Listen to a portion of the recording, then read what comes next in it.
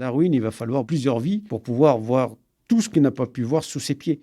Lui, il a vu 500, 520 millions d'années, mais ce qu'il n'a pas pu voir, c'est 3 milliards et demi qui est resté à regarder. Et il nous a apporté donc beaucoup avec sa théorie et qui est en train d'être complété, tout simplement. Poitiers, les podcasts. Depuis toujours, l'homme cherche à comprendre comment la vie a pu naître sur Terre.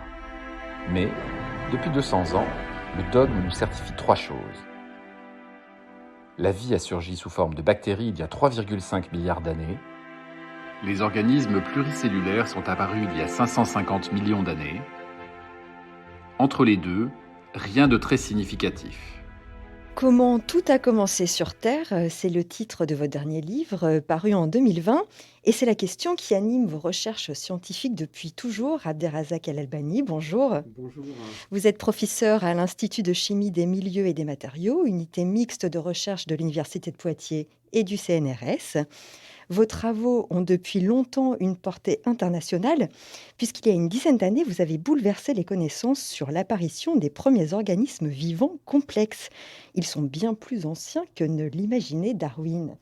Alors expliquez-nous, racontez-nous cette aventure. Cette aventure est une aventure qui est d'abord scientifique, mais aussi humaine, hein, parce que le travail qui a débuté en 2008 déjà, était un travail juste pour faire de la géologie classique, comme on sait faire, à savoir essayer de raconter une histoire sur l'histoire de la planète il y a 2 milliards d'années. Donc on voulait savoir un petit peu comment étaient les environnements, comment l'oxygène était sur Terre, etc. Donc c'était un travail sur les environnements anciens, voilà, tout simplement. C'est au Gabon, hein, c'est en Afrique. Et c'est une carrière qui était en exploitation, et donc cette carrière était ouverte pour tout le monde pendant au moins 25 ans. Accessible à tous les géologues qui cherchent à travailler sur des roches. Donc on est rentré comme tout le monde, hein, et on a fait notre travail. Mais si vous voulez, ce qui a attiré l'œil à l'époque, c'est de voir des éléments, des objets qui ne sont pas du tout inscrits comme des objets de roches classiques et qui étaient présents. Donc ça a un petit peu bouleversé. Et puis après, ma curiosité m'a poussé à creuser un peu plus. Et puis le résultat, ça viendra par la suite. Mais c'était beaucoup, beaucoup, beaucoup de travail et beaucoup d'énergie. Lors de fouilles géologiques anodines, dans un sol très ancien, l'équipe du professeur El-Albani met au jour des fossiles d'organismes inconnus de grande taille. Leur analyse va prendre des années, mobiliser des chercheurs du monde entier et des technologies de pointe. Ainsi, il est enfin possible d'écrire une nouvelle histoire du vivant. On a montré que la vie complexe, la vie multicellulaire, a émergé 1,5 milliard plus tôt par rapport à ce qui a été écrit dans les livres. Ça en dit long sur la difficulté, d'ailleurs, à convaincre d'abord la communauté scientifique internationale, sortir le cerveau des scientifiques du dogme, parce que nous, comme tout le monde, on est pareil. Hein, il y a le dogme qui s'inscrit même dans la science. Et donc, disons que c'était beaucoup, beaucoup de travail, beaucoup d'énergie pour montrer ça. On a réussi à le montrer, on a réussi à publier, et on a réussi juste à dire que la science ne doit pas être inscrite dans des tuyaux, dans des chemins tout à fait aigus. La science, c'est aussi réfléchir, sortir des sentiers battus. Et le résultat auquel on est arrivé, c'est de dire, voilà, une vie complexe et organisée, c'est-à-dire des cellules qui vont coordonner leurs efforts pour faire un organisme complexe qui va évoluer par la suite, jusqu'à vous et moi. Il faut qu'il passe par certains stades. Et pour arriver à ce stade de complexité biologique, il faut que les conditions environnementales soient favorables. Et notamment, il faut qu'il y ait à manger, ça c'est important, la nourriture et de l'oxygène. Et cet élément-là, l'oxygène, est quelque chose de fondamental. Il a joué un rôle très important dans l'histoire de la vie sur Terre, parce que c'est lui qui va jouer sur, par exemple, les éléments chimiques qui sont des éléments nutritifs qui ne pouvaient pas quitter les roches, qui étaient bloqués dans les roches continentales de l'époque. Quand l'oxygène arrive, ils vont être obligés de sortir, de quitter cette roche, parce que l'oxygène va changer leur état chimique. Donc, au lieu de rester emmagasiné, emprisonné dans la roche, il va être obligé de sortir. Quand ça sort de cette roche, à travers l'élucivage de l'eau, etc., ils vont arriver dans les océans. Quand ça arrive dans les océans, c'est de la nourriture. Et donc, les organismes vont voir arriver un élément important à manger. Et puis, au fur et à mesure, il y a des petites bactéries qui vont se développer, qui s'appellent des cyanobactéries, qui vont faire de la photosynthèse.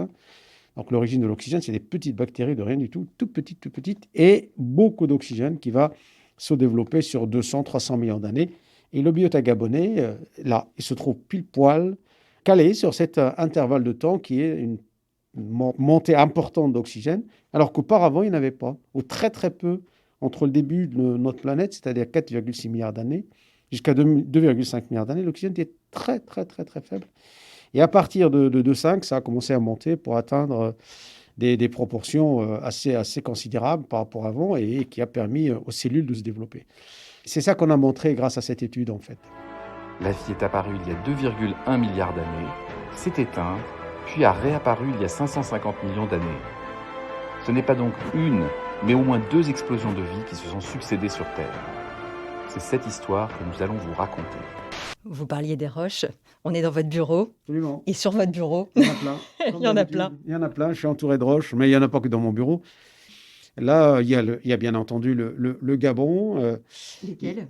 C'est les roches noires qui sont là. On est en plein de travail là-dedans. On a des belles choses. On a aussi des échantillons qui viennent du Maroc. Donc, j'ai fait une mission quand même. J'ai réussi à faire une mission après une année sans mission. Au mois de janvier, je me suis permis d'aller faire du terrain et j'étais très heureux. Et puis aussi, les doctorants, ils étaient très heureux. Donc, on a amené des objets magnifiques. Donc, on a un travail qui démarre en collaboration avec les collègues marocains. Et on a aussi, je dois avoir pas loin de l'Ukraine. On a du Brésil, on a de la Mauritanie, on a des échantillons. Alors, par contre, il y a un fil conducteur à tout ça.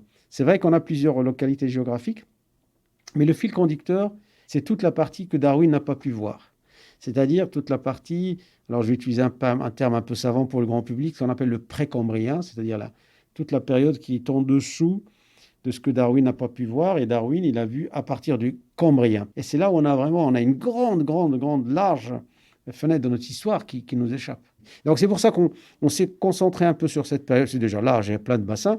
On s'est concentré sur cette période-là pour essayer de comprendre un petit peu le changement de l'environnement de la planète, l'oxygène, l'impact sur la vie. Et puis après, l'histoire de l'évolution, ce n'est pas nous qui on ne va pas réinventer l'histoire. Ce qu'on veut dire tout simplement, c'est qu'elle n'est pas linéaire.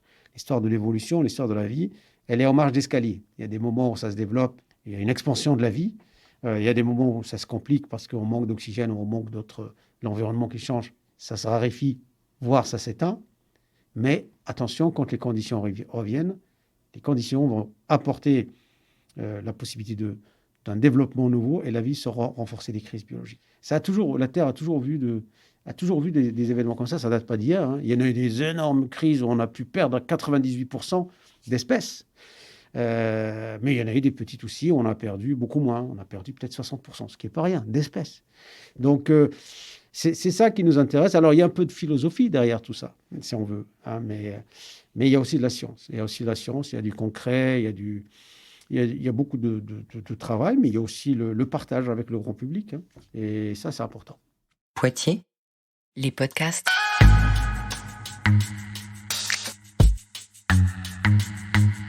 Retrouvez tous les podcasts de la ville de Poitiers sur poitiers.fr.